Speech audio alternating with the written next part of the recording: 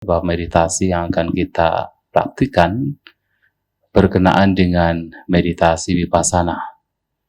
Tetapi tentu sebelum kita benar-benar mempraktikkan vipassana, batin yang tenang juga sangat dibutuhkan dalam meditasi ini. Meditasi yang memang diajarkan oleh Sang Buddha secara garis besar itu ada dua hal atau dua jenis.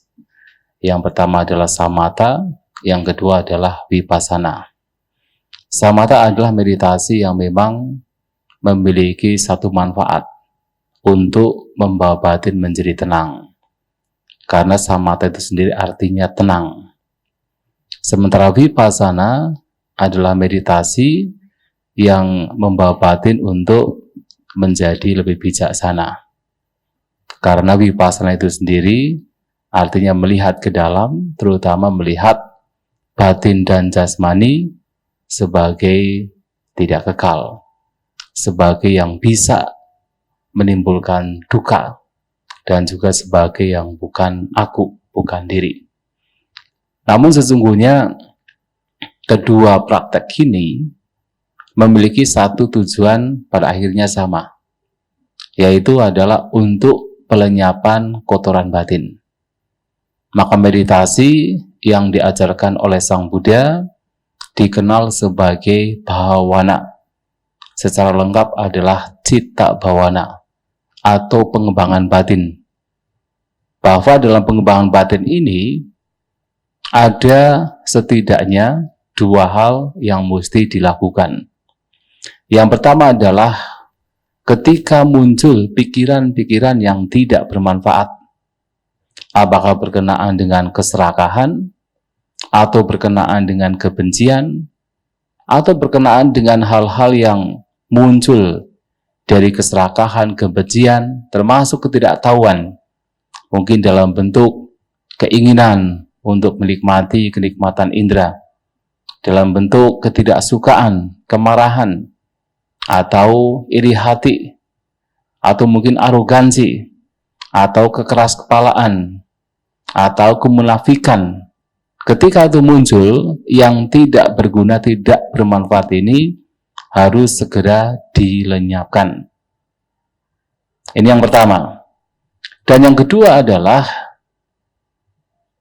kondisi batiniah yang bermanfaat, yang memiliki nilai-nilai yang luhur seperti ketenangan, keseimbangan batin, kesabaran, cinta kasih, kasih sayang, termasuk batin yang bahagia karena mengingat hal-hal yang baik, perenungan-perenungan dhamma, itu yang harus dikembangkan.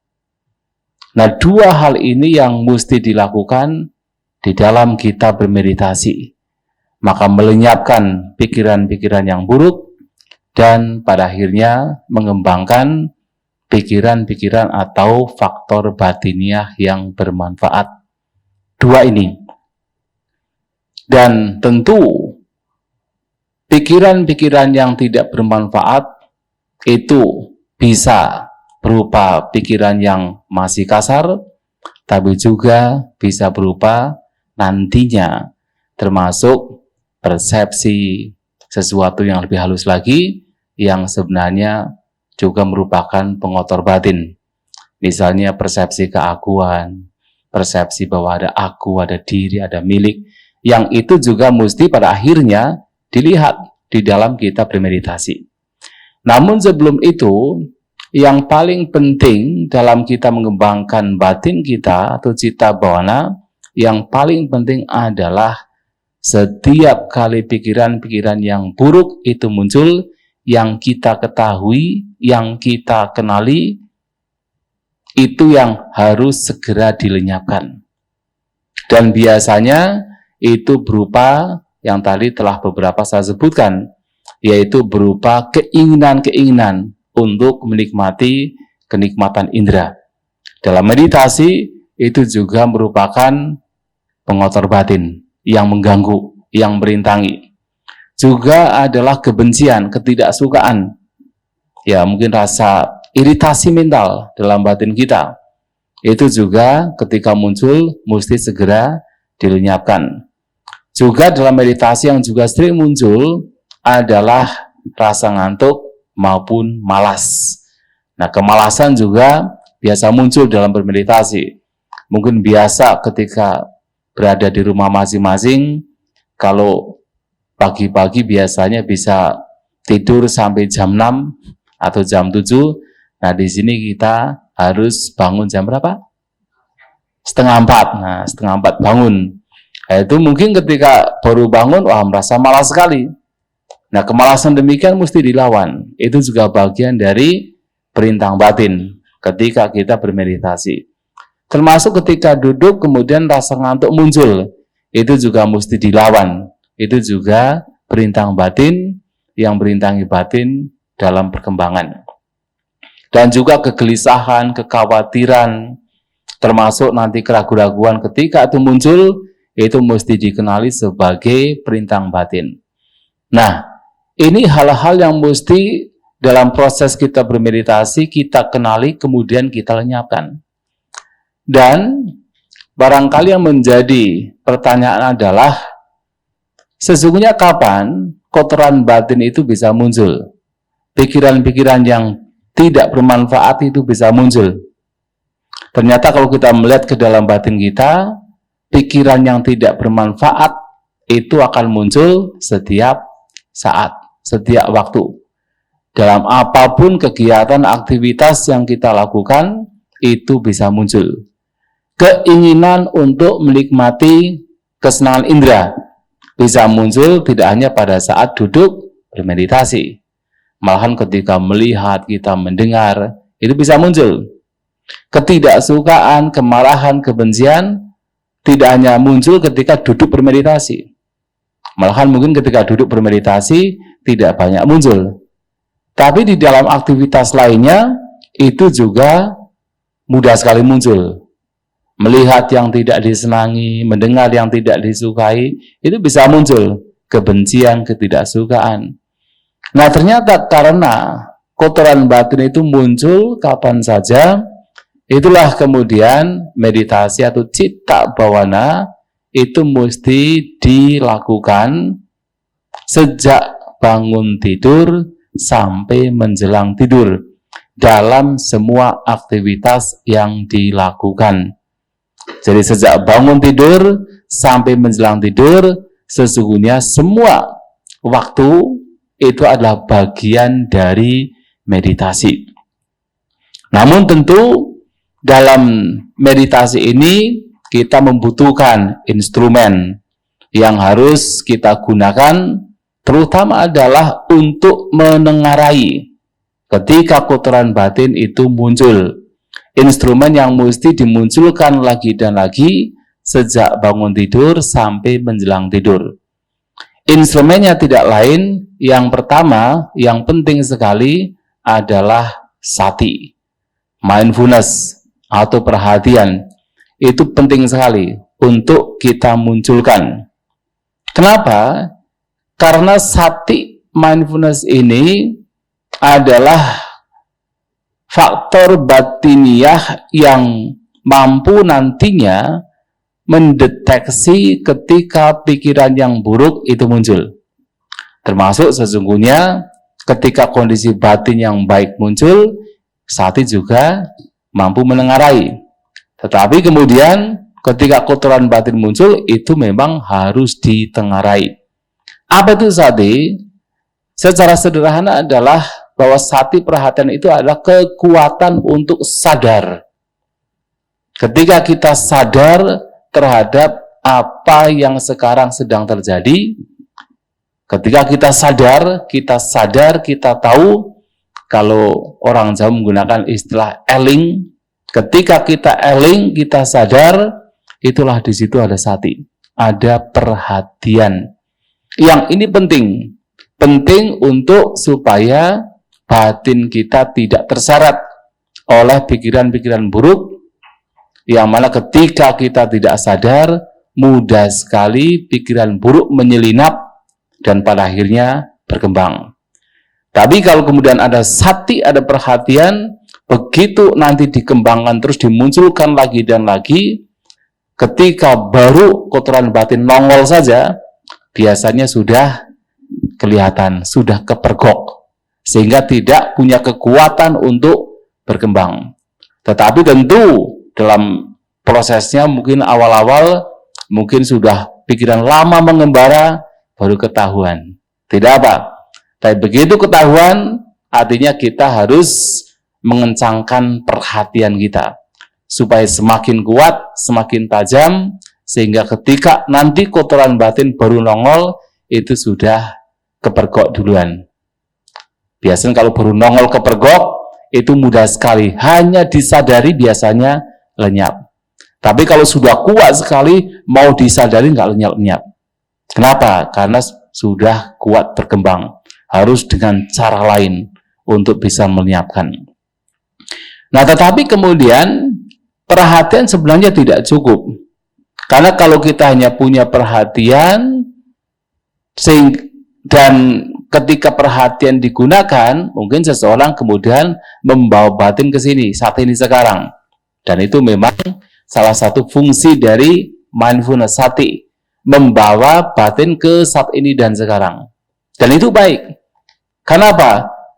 Meditasi adalah juga upaya untuk hidup saat ini, sekarang, bukan berpikir-pikir tentang yang lampau ataupun yang akan datang.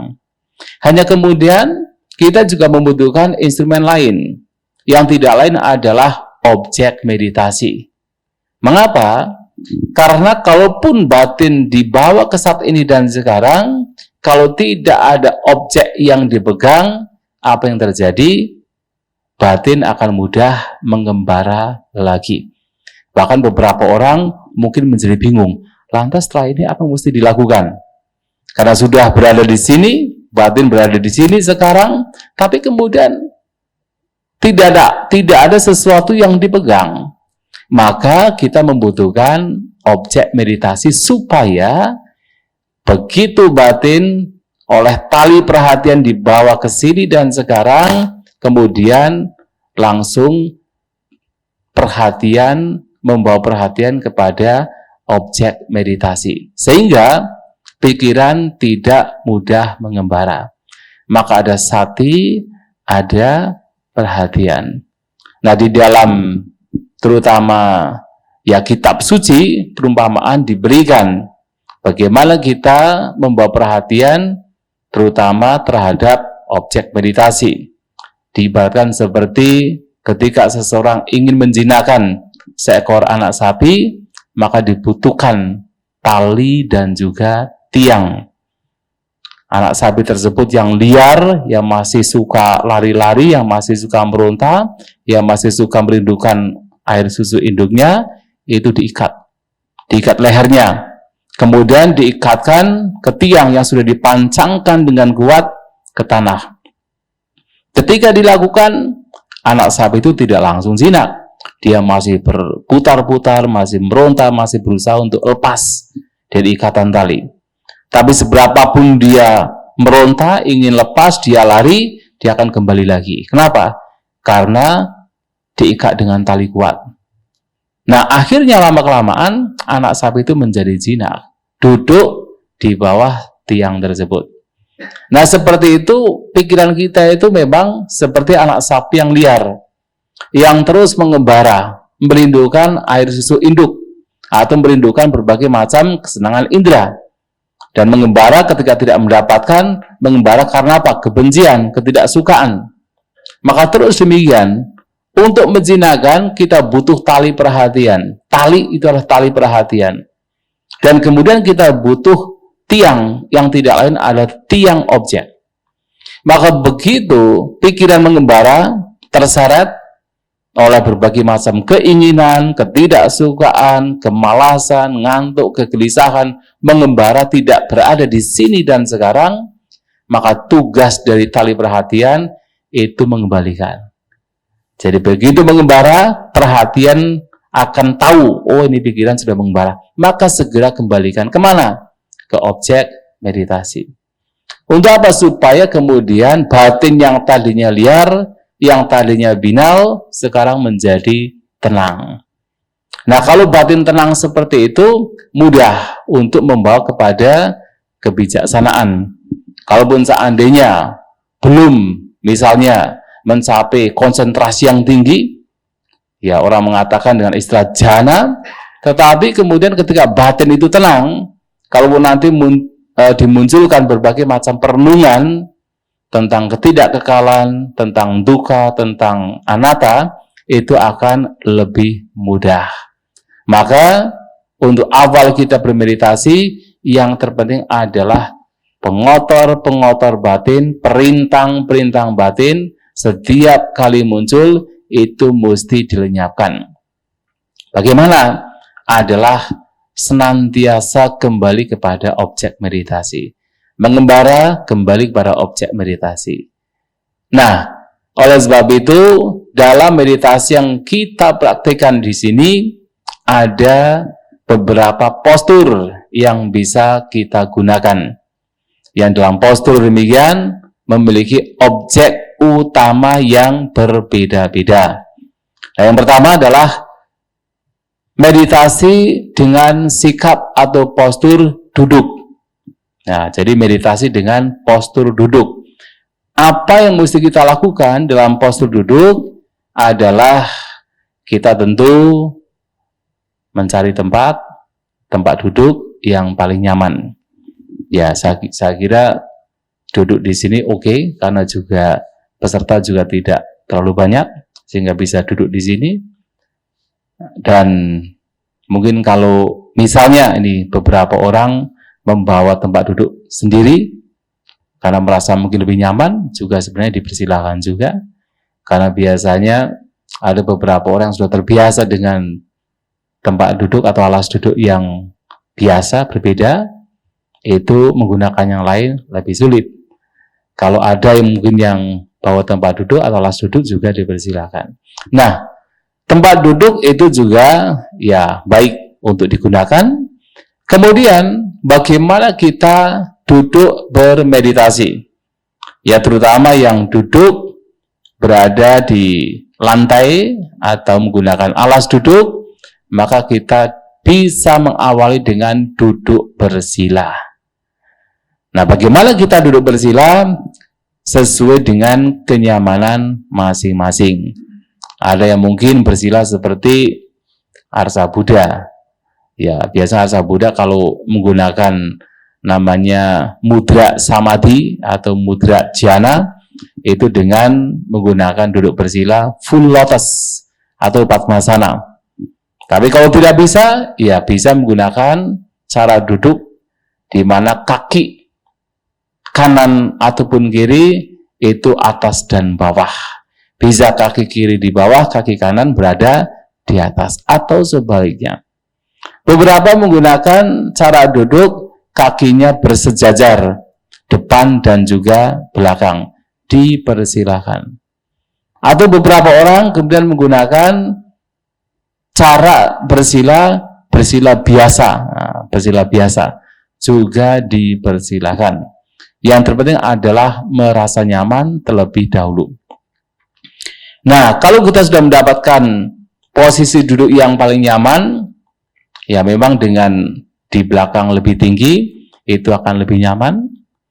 Dan mungkin beberapa, tapi tidak harus demikian, karena beberapa orang yang terbiasa melatih duduk dengan alas yang rata, itu ketika menggunakan alas yang di belakang lebih tinggi pun tidak bisa.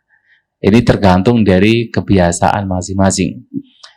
Nah, tetapi ketika mendapatkan posisi yang nyaman, kemudian badan itu baik untuk ditegakkan. Nah, jadi anjurannya badan ditegakkan. Walaupun tegak tetapi tetap rileks. Mengapa kita mesti tegak? Karena dengan badan tegak, nafas kita pun juga akan berproses dengan lebih lancar. Kemudian dalam badan tegak, di sana akan muncul unsur semangat. Ada semangat. Duduk sebenarnya merupakan unsur tenang atau samadhi. Tapi kalau kemudian hanya tenang saja yang diandalkan, kalau tidak ada unsur semangat, yang terjadi adalah mudah ngantuk. Maka dengan duduk badan tegak itu akan memunculkan semangat. Baik untuk dilakukan. Dan juga adalah dengan duduk tegak, tulang belakang kita itu akan tertata dengan rapi. Akan saling menumpuk, tertata dengan rapi. Dan itu akan membantu kita untuk tidak cepat sakit. Ketimbang kalau kita duduk miring, ke kanan, ke kiri, ke belakang, ke depan, akan mudah sakit. Maka duduk tegak membuat tulang belakang menjadi tertata dengan rapi. Nafas lancar, tertata dengan rapi, unsur semangat juga muncul di sana. Tujuannya demikian. Nah, kalau sudah demikian, kedua tangan bisa diletakkan di atas pangkuan, atau mungkin di atas lutut, sesuai dengan kebiasaan, sehingga menjadi nyaman. Kalau di atas pangkuan saling menumpuk, dan mata ketika duduk bermeditasi, baik untuk dipejamkan, kedua mata dipejamkan. Karena kita sudah tidak membutuhkan untuk melihat lagi. Nah, setelah kita mendapatkan posisi yang nyaman demikian, sebelum kita mengarahkan perhatian kita, sakti kita terhadap objek meditasi atau tiang objek meditasi, baik kita membawa seluruh jasmani kita benar-benar dalam kondisi rileks. Nah, kondisi rileks itu juga penting karena di situ ada unsur samadhi. Jadi kondisi rileks pada jasmani yang nanti akan berpengaruh pada batin itu juga memberikan unsur samadhi. Itu juga penting untuk dimunculkan. Karena ingat, meditasi juga cara untuk memberikan istirahat bagi jasmani maupun batin kita. Maka kita mesti rileks. Nah, bagaimana kita bisa rileks? Kita bisa memperhatikan dan merasakan seluruh jasmani kita, bisa kemudian perbagian dirasakan dari kepala, turun ke bahu, ke punggung, ke dada, kedua tangan, ke kaki, kita rasakan satu persatu, dan ketika kemudian ada rasa yang tidak nyaman, rasa yang lelah, yang capek, kita kendorkan, kemudian kita buat serileks mungkin. Kita lepaskan, kita letakkan jasmani kita, buat serileks mungkin. Kalau sudah terbiasa sesungguhnya, begitu kita merasakan jasmani, kita bisa menyapu keseluruhan jasmani. Dan kita akan segera merasakan mana bagian jasmani yang terasa lelah, yang terasa tidak nyaman. Kita bawa ke sana perhatian kita rasakan, kita kendorkan, dan buat serileks mungkin.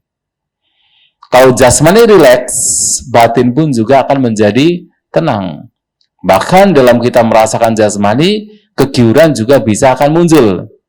Nah, kemudian dengan batin yang tenang, jasmani yang tenang, kebahagiaan juga muncul di sana, kita bisa memulai perhatian kita terhadap nafas. Kita perhatikan. Dengan apa? Dengan kita membawa perhatian di sekitar rongga hidung. Dan di sana bernafaslah seperti biasa. Artinya dengan alami, tidak dibuat-buat. Nafas masuk, sadar, sepenuhnya sadar. Nafas keluar, sepenuhnya sadar, tahu nafas keluar. Dan biarkan nafas berproses alami, tidak usah dibuat-buat.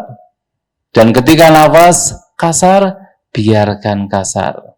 Nafas halus, biarkan halus. Nafas halus sekali, biarkan halus sekali. Tetapi perhatian kita diarahkan ke area rongga hidung untuk bisa menengarai ada nafas masuk, ada nafas keluar. Bernafas alami saja. Kalau nanti kemudian dalam proses kita mengamati, memperhatikan nafas, ternyata ada ketegangan. Mungkin nafas menjadi tidak beraturan, menjadi tegang. Nafas mungkin akan terasa kok oksigen terasa kurang, menjadi tegang. Kalau kondisi itu berlanjut, maka rileks terlebih dahulu. Jangan terlalu mencengkram memperhatikan nafas, tetapi rileks saja terlebih dahulu. Tidak ada yang perlu dikejar berkenaan dengan nafas, rileks terlebih dahulu saja. Baru kemudian ketika tenang, dengan sendirinya nafas akan terlihat lagi, mulai lagi. Membawa perhatian terhadap nafas yang alami. Nah, kalau kemudian dalam proses memperhatikan nafas, pikiran mengembara, sudah kelihatan mengembara, diketahui oleh perhatian oleh sati, oh ini sudah mengembara. Segera kembali kepada nafas. Mengapa? Ketika pikiran mengembara dan diikuti, itu tidak ada akhirnya. Tidak akan pernah berakhir. Karena pikiran kita itu sangat lihai. Pikiran kita itu sangat cerdas. Kita berpikir satu, kita ikuti, akan berlari ke pikiran yang lain. Terus demikian. Dan tidak akan pernah ada akhirnya. Maka daripada kita kemudian mengikuti pikiran, dan itu tidak berguna, dan tidak ada akhirnya, lebih baik adalah kembali kepada nafas. Dengan pelan, penuh perhatian, dengan batin yang tidak melekat. Kita kembali kepada nafas. Baru sebentar ketahuan mengembara lagi, kita kembali pada nafas saja. Tapi nanti dalam proses membawa perhatian pada objek keluar masuknya nafas, mungkin kita akan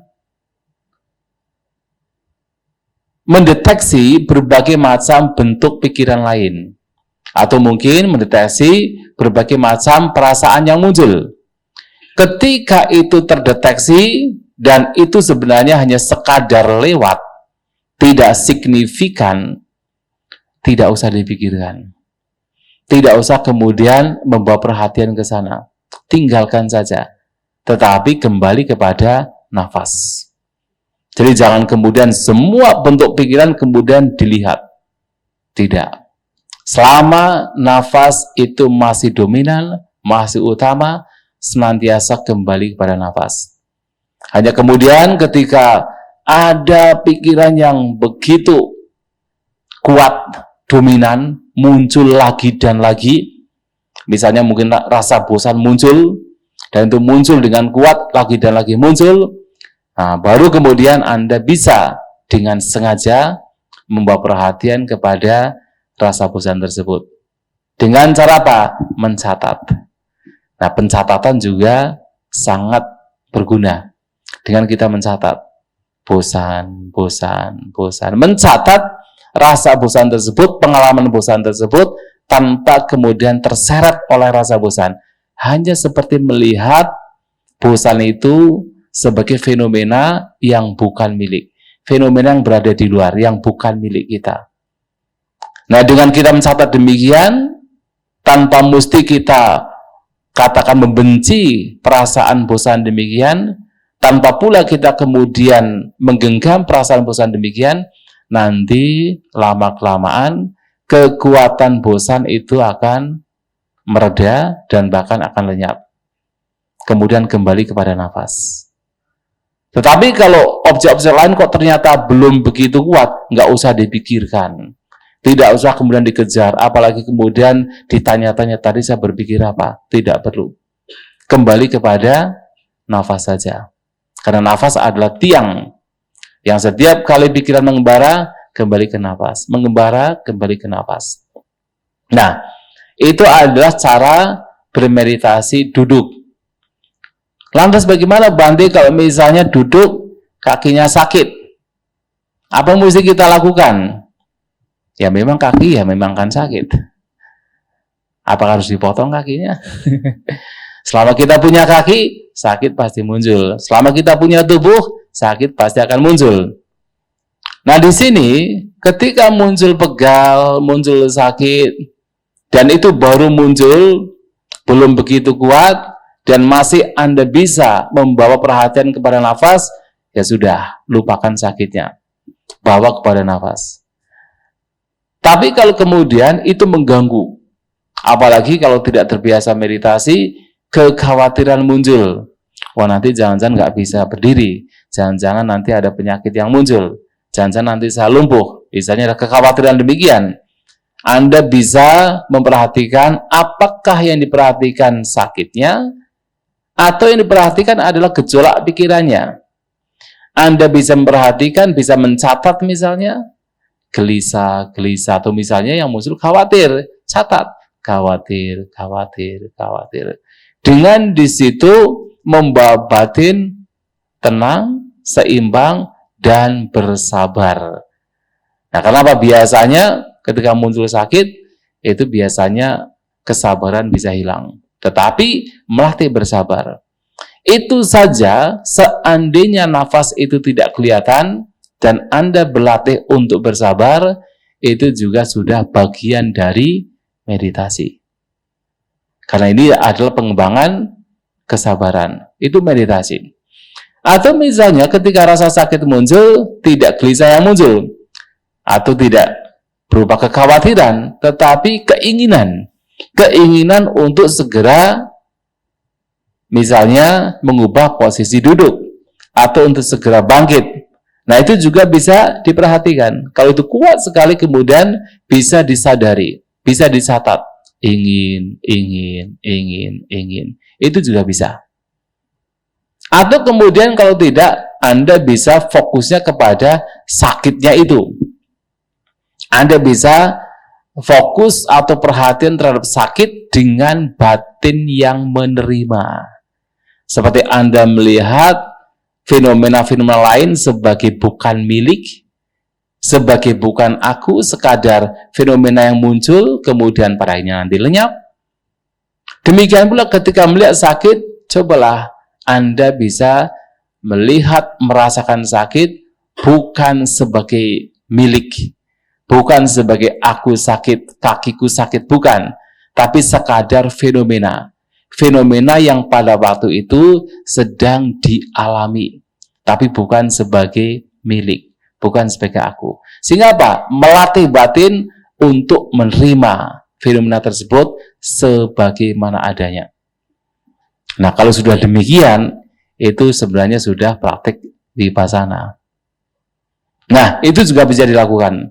Tapi kalau kemudian sudah berjuang sampai 2 menit, 3 menit, 4 menit, 5 menit, 10 menit, ternyata nggak bisa, tidak apa.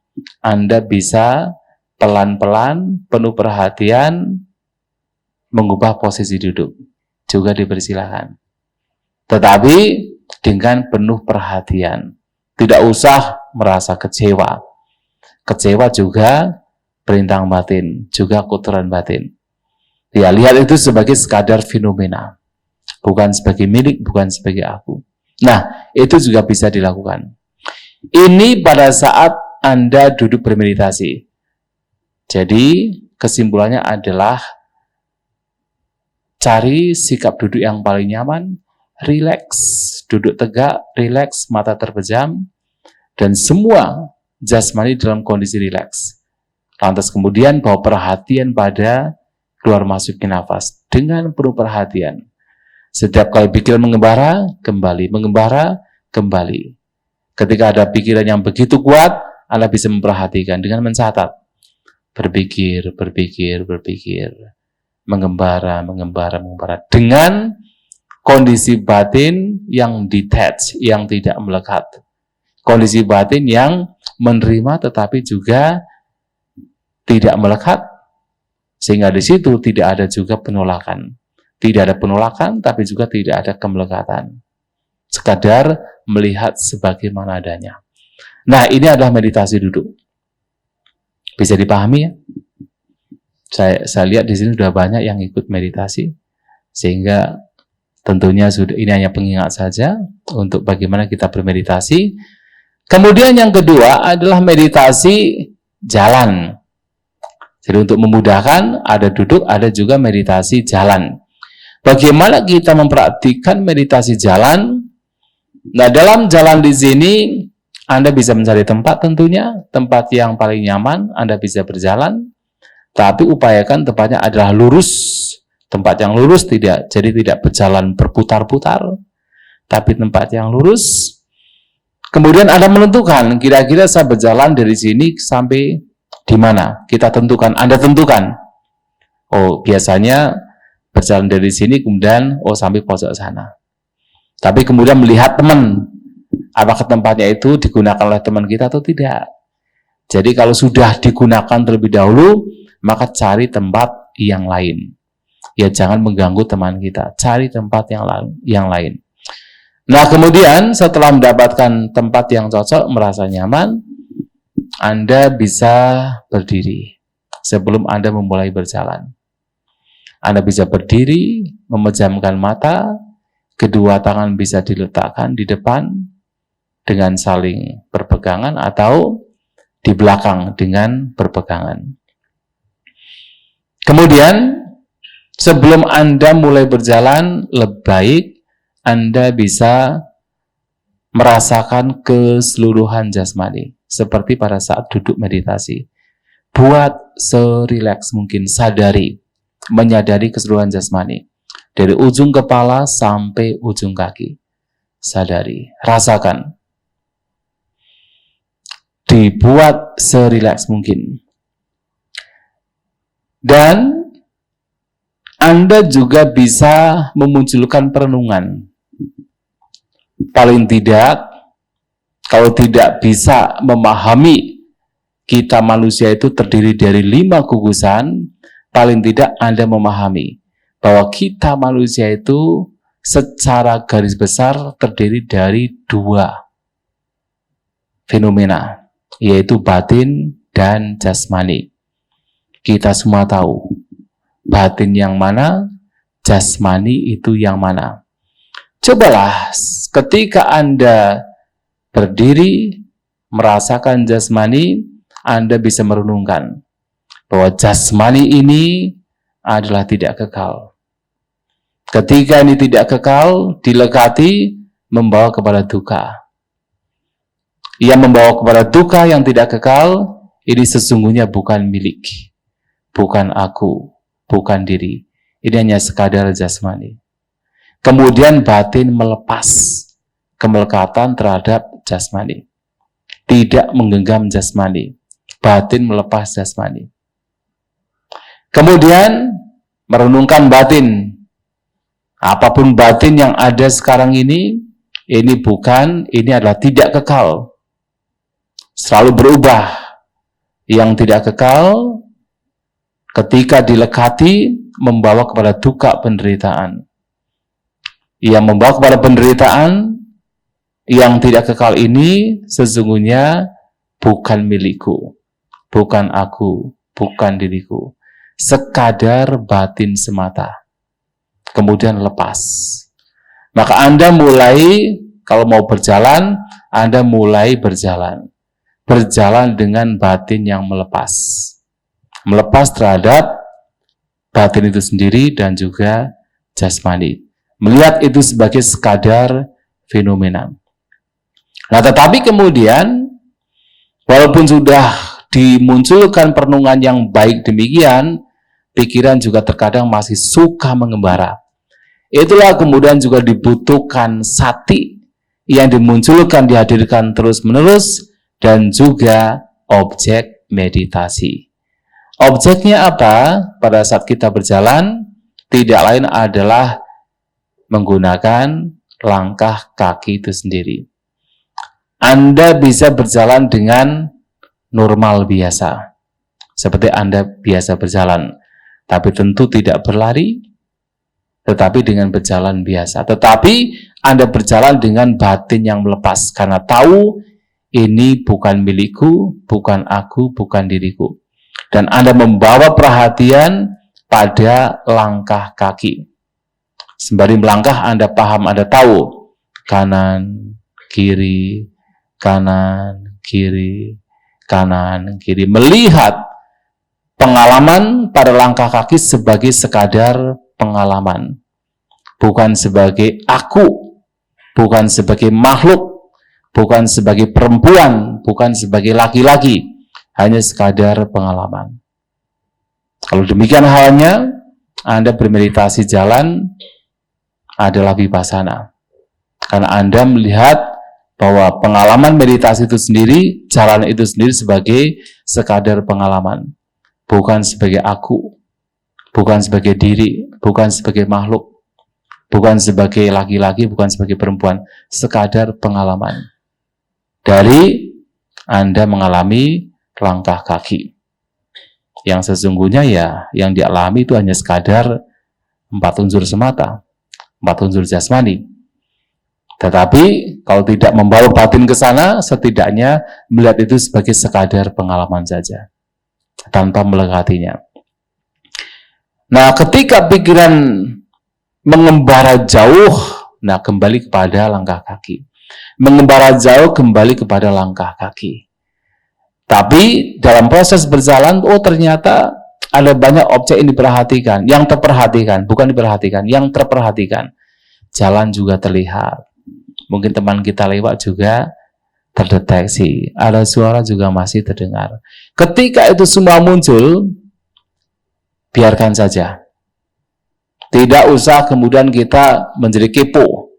Tadi yang berjalan siapa sih? Nah, atau kepo melihat jalan kemudian dilihat satu persatu.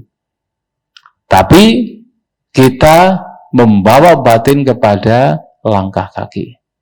Sampai kemudian di destinasi yang kita tuju. Di sana bisa berdiri untuk sementara, kemudian membalikkan badan untuk sementara, dan Anda bisa mengulangi. Kalau persepsi dari tanpa aku itu hilang lagi, Anda bisa mengulangi. Membawa perenungan terhadap batin dan jasmani. Bahwa apapun jasmani yang sekarang ini, bahkan yang lampau, yang akan datang, ini adalah tidak kekal. Yang tidak kekal membawa kepada duka ketika digenggam, dilekati. Yang tidak kekal, yang bisa membawa duka, penderitaan, sesungguhnya bukan milikku, bukan aku, bukan diriku, lepas. Kemudian ke batin juga sama. Batin tidak melekat. Kemudian Anda mulai berjalan dengan batin yang tidak melekat. Dengan batin yang melihat setiap langkah, setiap pengalaman itu hanya sekadar pengalaman, sekadar fenomena. Bukan sebagai aku, bukan sebagai diri, bukan sebagai makhluk, bukan sebagai wanita, bukan sebagai pria, sekadar pengalaman semata. Kalau itu dikembangkan lagi dan lagi, itulah yang kemudian disebut praktik meditasi vipassana. Ketika Anda meditasi jalan. Bisa dipahami ya. Tetapi kemudian tidak hanya meditasi jalan dan juga berdiri sebenarnya, dan juga duduk, karena pada saat berjalan ada berdiri juga tadi. Tapi juga aktivitas kita itu sangat beragam. Anda dari kuti juga melakukan aktivitas pergi ke toilet, mungkin cuci muka, atau mungkin buang air besar, buang air kecil. Anda kembali ke kuti, membuka pintu, menutup pintu. Anda kemudian berjalan ke sini. Aktivitas itu sangat bervariatif. Oleh sebab itu, objek yang diperhatikan oleh sati pun juga bervariatif dalam aktivitas-aktivitas lainnya. Selain duduk, ataupun selain berdiri ataupun berjalan. Maka objeknya sangat bervariatif, tapi intinya adalah apapun aktivitas yang dilakukan, lakukan itu dengan perhatian. Setidaknya adalah Anda sadar, Anda eling terhadap apa yang saat ini sedang dilakukan. Ketika Anda eling sadar, ketika menutup pintu, Anda juga tahu sedang menutup pintu. Ketika Anda sedang membuka pintu, Anda juga tahu sedang membuka pintu. Ketika Anda kemudian pergi ke toilet sedang mencuci muka, Anda juga sadar sedang mencuci muka. Anda kemudian sedang makan, mengambil makanan, Anda sadar. Membawa makanan kepada mulut juga Anda sadar. Ketika Anda mengunyah, Anda juga sadar. Setidaknya demikian saja, itu sudah sangat baik. Kemudian dalam proses aktivitas yang sangat beragam ini, ketika perhatian Anda dihadirkan di sana, maka pada saat kotoran batin muncul, Mungkin ada ketidaksukaan, sadari ketidaksukaan. Lenyapkan terlebih dahulu. Muncul keserakahan, sadari keserakahan, lenyapkan terlebih dahulu. Kemudian kembali kepada aktivitas yang sedang dilakukan. Kalau muncul kotoran batin yang dominan, Anda bisa menyadari dengan cara mencatat. Tidak suka, tidak suka, tidak suka. Tenang. Kemudian kembali kepada aktivitas yang dilakukan. Nah, sadar terhadap apapun yang dilakukan, termasuk nanti Anda mampu mendeteksi aktivitas batin yang sedang terjadi, melenyapkan apa yang buruk, sehingga yang baik-baik itu berkembang. Itu semua adalah bagian dari cita bawana, bagian dari pengembangan batin.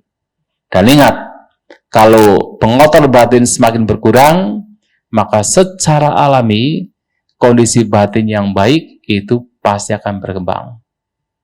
Diibaratkan seperti kalau kita menanam padi, rumput-rumputnya dicabuti, maka padinya akan tumbuh dengan subur. Nah, itu yang mesti dilakukan. Sampai di sini bisa dipahami untuk kemudian dipraktikkan. Kalau ada pertanyaan, keraguan, sebelum kita memulai, karena besok akan ada pemaparan jam 7 malam, sehingga kalau ada yang dilakukan, lebih baik sekarang. Ya. Ya, silakan.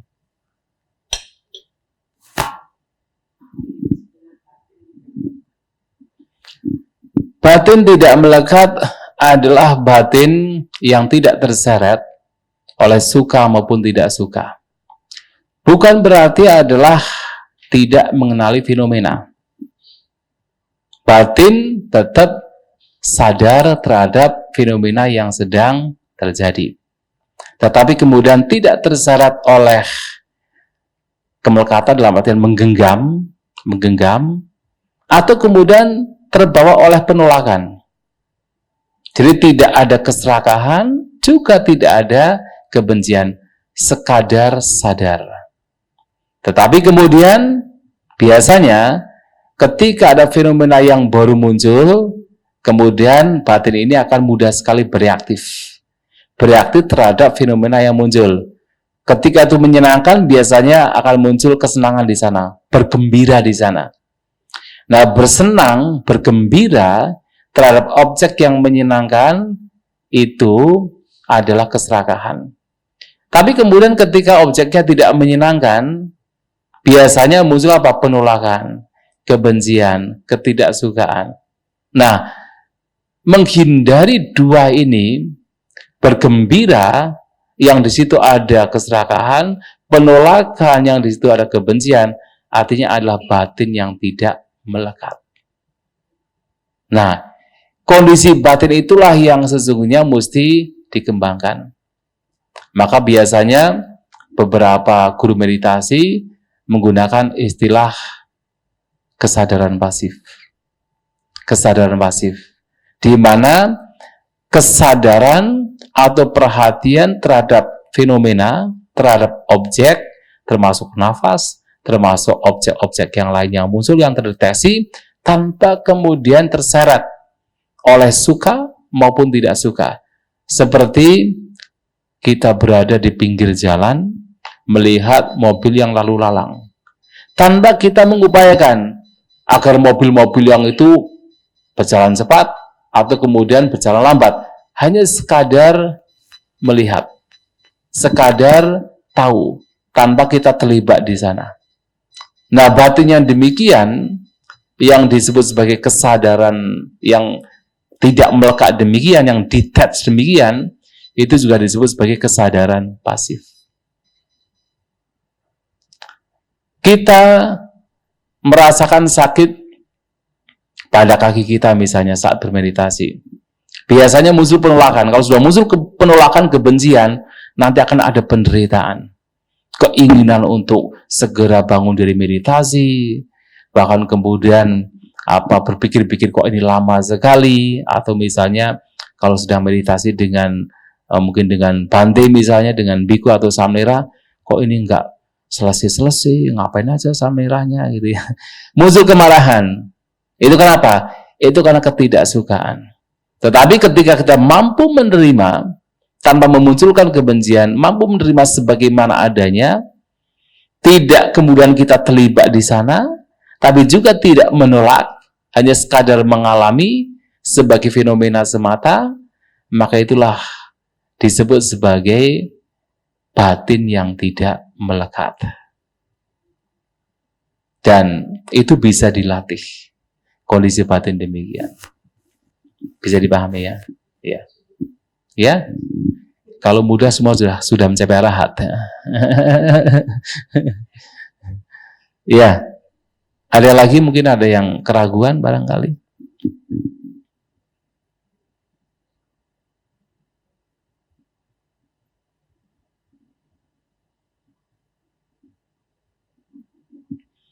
Satu hal lagi yang juga penting dalam meditasi ini adalah noble silence. Ini sangat penting. Karena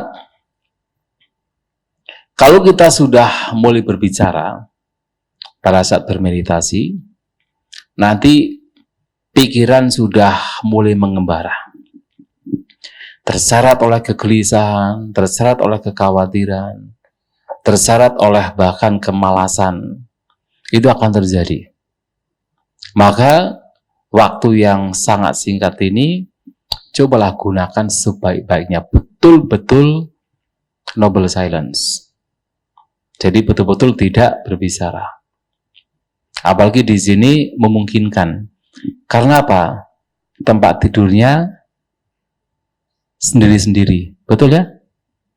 Itu memungkinkan sekali. Bahkan kemarin kita meditasi di Jana Manggala di daerah Bogor. Ada yang dari Jakarta, ada ya. Itu kemarin di sana tempat tidurnya itu satu ruangan. Tapi bagus juga. Mereka mempertahankan noble silence. Walaupun tidurnya itu satu ruangan untuk laki, untuk perempuan, ya ada beberapa ruangan, tetapi dalam satu ruangan itu lebih dari 2, 3, 4 begitu. Tapi mereka mempraktikkan noble silence. Sebagai buktinya ketika mereka membuat kesan dan pesan masih serak-serak. Ya, beberapa mengatakan ini bukti bahwa kita mempraktikkan noble silence. Sehingga ketika memberikan pesan dan kesan itu masih katakan ada serak gitu kan, karena lama tidak bicara. Dan itu baik untuk diperhatikan. Karena dengan keseriusan itu betul-betul kita fokus dengan batin kita sendiri. Dan kalau kita kemudian boleh bicara, tidak hanya mengganggu batin kita, tapi juga mengganggu orang lain. Maka lebih baik, ya sangat baik, bahkan dianjurkan noble silence. Tapi kalau misalnya dibutuh sesuatu, ada samanera, ada atasilani. Biasanya butuh sesuatu yang memang dibutuhkan, bisa tanya mereka. Nah, di malam hari jam 7, itu ada pemaparan, ada diskusi. Ketika ada yang mungkin ditanyakan, keraguan-keraguan, bisa ditanyakan di malam hari. Begitu ya? Bisa dipahami cara meditasi yang akan kita praktikkan? Bisa ya? Ya.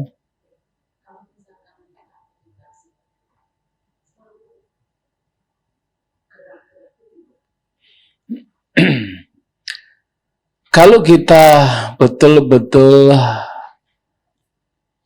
memperhatikan satu objek tersebut dengan tenang, gerak itu sendiri pasti akan hilang. Karena gerak itu akan muncul ketika ada perhatian ke sana. Sehalus apapun ketika ada perhatian ke sana, gerak itu bisa muncul. Kenapa? Memang jasmani kita itu kan terdiri dari 4 unsur. Salah satu unsurnya adalah unsur gerak, unsur angin. Sehingga biasanya apa yang kita pikirkan itu akan membawa pada pergerakan jasmani. Dan ini dipraktikkan oleh banyak orang, bahkan termasuk mereka yang kejawen juga memperhatikan. Kemudian juga mungkin pernah melihat ada beberapa ya komunitas meditasi, tiba-tiba ada orang yang sampai jungkir balik begitu ya. Itu karena bukan karena kesurupan, bukan karena ada roh apa begitu ya. Itu karena perhatian itu dibawa kepada jasmani, terutama unsur geraknya itu. Kalau betul-betul kita fokus kepada objek, kita selalu mengarahkan kepada objek utama kita, maka gerak itu tidak akan berkembang. Lama-kelamaan akan menjadi tenang sendiri.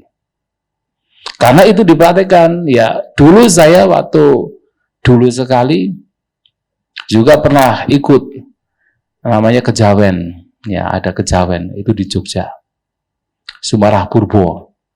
Juga latihannya begitu memang. Latihannya nanti kita diam begini, terus berpikir ingin jadi harimau. Nanti semua tubuh bergerak seperti harimau. Dan ternyata setelah kesini baru tersadari, oh iya ternyata ini hanya unsur gerak saja. Yang itu terus perhatian terus diarahkan ke sana, sehingga gerak ini memang seperti seakan-akan bergerak sendiri, seakan-akan.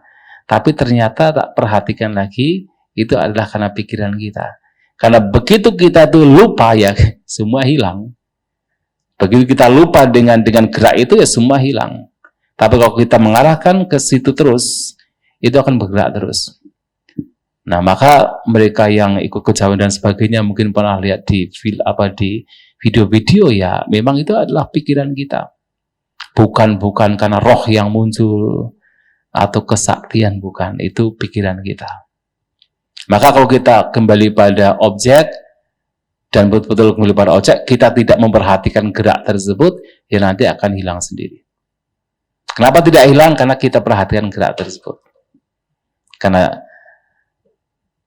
ketika kita memperhatikan jasmani, apalagi ketika kita melangkah, kita bergerak, unsur apa yang terlebih dahulu itu muncul? Adalah unsur angin, unsur gerak. Itu yang paling pertama muncul.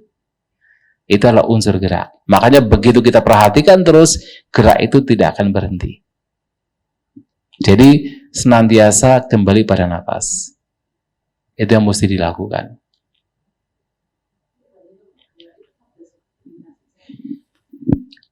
Meditasi jalan. Oh ya nggak apa-apa, kan meditasi jalan. Betul. Sehingga tangannya lebih baik berpegangan. Jangan dibiarkan. Tapi berpegangan saja. Saat berpegangan dua tangan. Nggak enak. Itulah karena diperhatikan terus, maka keinginan tersebut muncul, kemudian gerak itu akan terus muncul. Lagi dan lagi adalah karena pikiran kita. Makanya setiap kali itu muncul, tangan sudah berpegangan, kemudian terus kembali kepada langkah kaki. Untung terjadi pada saat berjalan. Ada yang pada saat duduk, gini terus. Kenapa begitu? Ya karena diperhatikan terus, maka gerak kita kan muncul terus. Dan itu terjadi, karena memang pikiran itu mengaruhi jasmani. Saya pernah melihat demikian. Dan itu terjadi tidak hanya pada saat meditasi, yang tadi berbagai perguruan kejawen juga melakukan demikian. Tetapi ya, itu pikiran kita sebenarnya. Itu ya. Oke. Ya.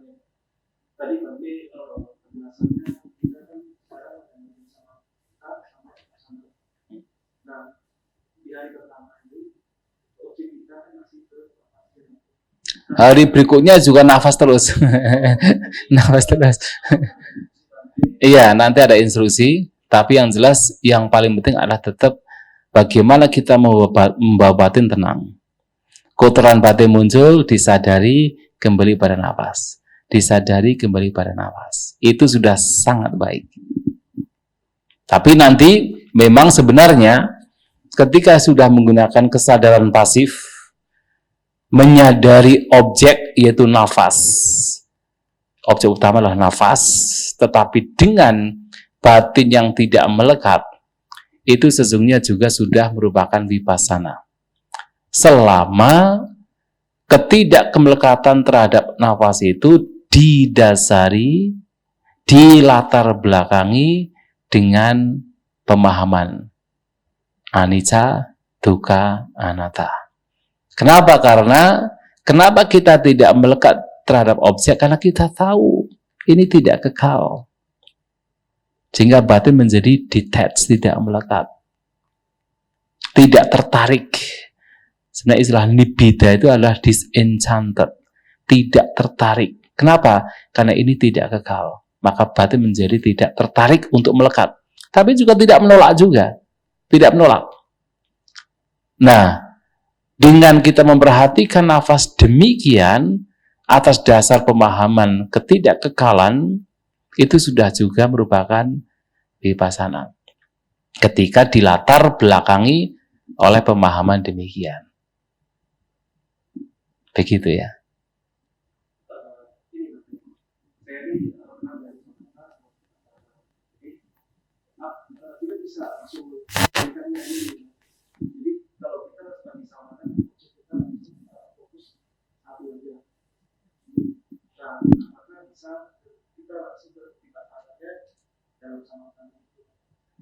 Terus kalau vipassana objeknya gimana? Banyak gitu. Oh tidak. Ini yang selama ini disalahpahami. Sebenarnya objek satu, objek bervariasi itu bukan ukuran samatha dan vipassana. Ukuran dari vipassana adalah ketika memperhatikan objek dengan tidak melekat atas dasar ini tidak kekal. Bahkan kemudian dalam mengamati objek yang bahkan satu objek itu diamati sebagai sekadar fenomena. Bukan aku, bukan diri, bukan sebagai milik. Sekadar fenomena. Artinya persepsi aku itu justru harus tidak ada. Walaupun satu objek, persepsi aku itu tidak ada. Itu vipassana. Kalaupun objeknya bervariatif macam-macam, tetapi ternyata di balik itu ada persepsi aku. Seakan-akan ada aku yang sedang melihat. Ada aku yang sedang melakukan. Itu masih samatha. Karena perbedaan samatha dengan vipassana adalah samatha membawa kepada batin tenang dan tidak memedulikan apakah persepsi aku ada atau tidak. Bahkan persepsi aku itu masih ada. Misalnya kenapa kita menggunakan objek meta cinta kasih? Karena objeknya makhluk. Ketika objeknya makhluk, maka persepsi ada, diri itu ada. Bahkan ketika kita menggunakan kembung-kempis perut, apakah itu harus pasti itu adalah vipassana? Belum tentu. Karena kalau kemudian kita memperhatikan kembung-kempis, kemudian seakan-akan ada aku yang sedang berkembung-kempis, ada persepsi aku yang sedang kembung-kempis, itu masih samatha. Masih samatha. Maka kemudian Sang Buddha selalu mengarahkan ketika membawa kepada batin yang bijaksana atau vipassana, selalu mengarahkan apapun pengalaman itu, renungkan. Netang mama, nesohamasmi, namesoata. Bahwa ini bukan milikku, bukan sebagai aku, bukan sebagai diri atau sebagai entitas. Artinya melihat setiap pengalaman sebagai sekadar pengalaman. Termasuk kalaupun seandainya objeknya hanya satu. Walaupun objeknya hanya satu, kalau mampu melihat itu sebagai sekadar pengalaman, tidak ada persepsi aku di sana, tidak ada persepsi makhluk di sana, nafas bukan sebagai laki-laki, bukan sebagai perempuan, ini hanya sekadar pengalaman yang muncul dan lenyap tanpa kemudian melekati, itu juga sudah bagian dari vipassana. Walaupun objeknya hanya satu. Tapi kalaupun objeknya bervariatif banyak, tapi persepsi aku masih berkembang di sana, itu masih samatha. Ya, dan itu yang sebenarnya sangat membedakan. Maka ketika Sang Buddha misalnya berbicara tentang objek nafas, dari awal sampai akhir dalam 16 tahapan menggunakan objek nafas, ternyata itu adalah vipassana. Padahal objeknya adalah nafas. Itu vipassana. Hanya kemudian dengan objek nafas, tetapi di situ juga akan muncul berbagai macam perenungan. Misalnya aniccanupasi asa sisa mitisikati. Sembari merenungkan ketidakkekalan, seseorang berlatih. Saya mengeluarkan nafas. Saya memasukkan nafas. Tetapi di situ ada pemahaman tentang ketidakkekalan. Sehingga apa? Membawa batin untuk mengeluarkan, memasukkan nafas, tetapi dengan batin yang detached, tidak melekat. Karena terlihat bahwa itu juga sebagai tidak kekal. Dan yang jauh lebih penting lagi adalah sebenarnya dengan melihat ketidakkekalan juga persepsi aku pun juga hilang. Harus hilang. Maka yang terpenting itu, tidak masalah. Kalaupun objeknya satu, kembali dan lagi ke satu objek ini, tetapi melihat itu sebagai sekadar fenomena. Ketika mulai muncul persepsi ada diri, ada makhluk, ada aku, kemudian dibawa ke sana perenungan. Ini hanya sekadar fenomena, sekadar pengalaman. Nah, itu sudah vipassana. Kembali pada nafas. Gitu. Dalam satu sisi kita bisa dalam dua Ya sebenarnya bisa saja, tidak masalah. Pada saat kita tenang, yaitu samatha. Pada saat kita membawa batin untuk melihat ini sebagai sekadar fenomena, bukan sebagai makhluk, itu vipassana. Ya bisa saja demikian. Kalau memang bisa dengan cara demikian. Ya. Dan yang terpenting lagi adalah untuk awal-awal meditasi, ya itu tadi kotoran batin itu. Itu yang mesti disadari setiap kali itu muncul.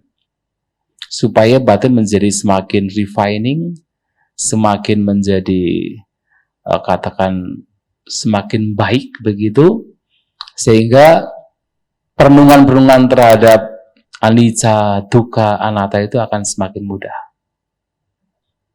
Begitu ya. Ya.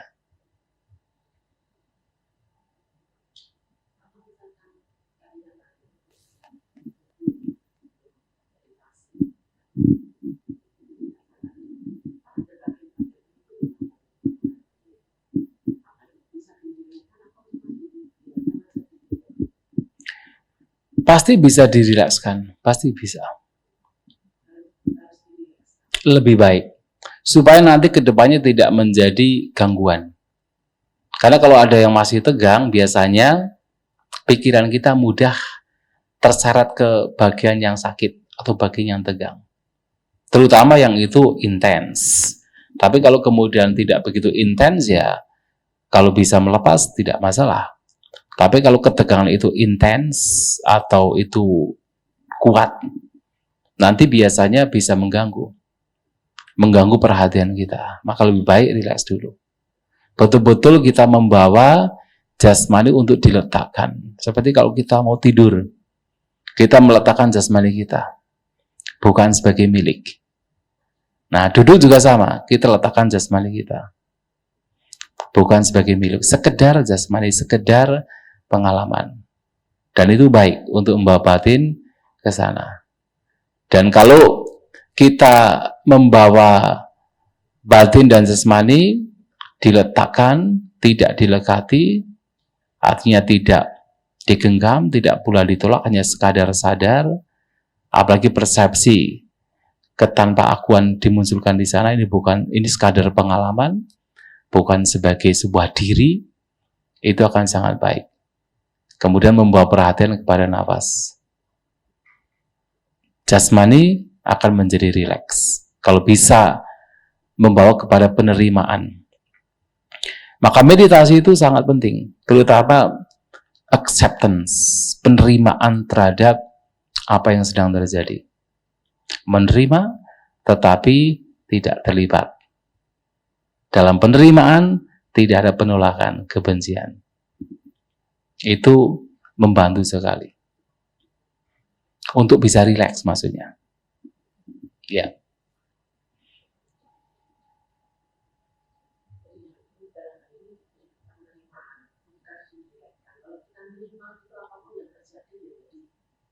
Iya, biasanya kalau kita menerima, itu akan dengan sendirinya menjadi rileks. Begitu. Ada kalanya kalau memang itu terlalu tegang, ada kalanya harus ada upaya. Ada upaya untuk rileks. Kita sadari, kemudian betul-betul kita letakkan. Kita sadari, kita rasakan, dan kita letakkan. Ketika itu terlalu tegang, bisa dilakukan. Nah, kalau sudah diletakkan di situ ya ada penerimaan. Kita tidak melekat tapi juga tidak menolak. Hanya sekadar melihat tanpa menjustifikasi. Dan itu akan sangat membantu dalam kita membawa batin menjadi seimbang, jadi tenang.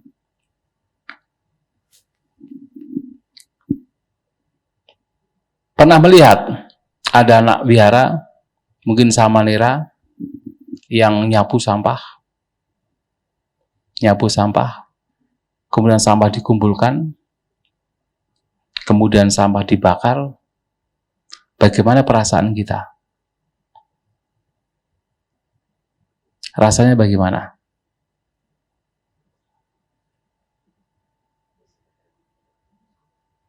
Begitu ya? Betul. Sang Buddha memberikan perumpamaan demikian. Dia adalah seseorang yang berada di wihara, mengumpulkan sampah, kemudian dijadikan satu, kemudian dibakar. Itulah ketika kita melihat tubuh kita. Artinya apa? Tidak melekat. Seperti melihat sampah begitu. Tapi bukan berarti kemudian tidak mandi ya. Tidak melekatnya itu hanya kondisi batin ya. Kondisi batin seperti kita melihat sampah yang dikumpulkan oleh orang-orang wihara, pekerja di wihara, dikumpulkan, dibakar, ya sudah. Kita tidak marah dan juga kita tidak melekat, ya sudah. Itulah jasmani kita. Itu Sang Buddha menyampaikan demikian. Nah, bisa dipahami ya? Ya, dicoba. Oke, baik. Ada cukup? Cukup ya? Ya baik, kalau cukup dipersilahkan sesuai dengan jadwalnya, dan nanti Samnera baca ini ya.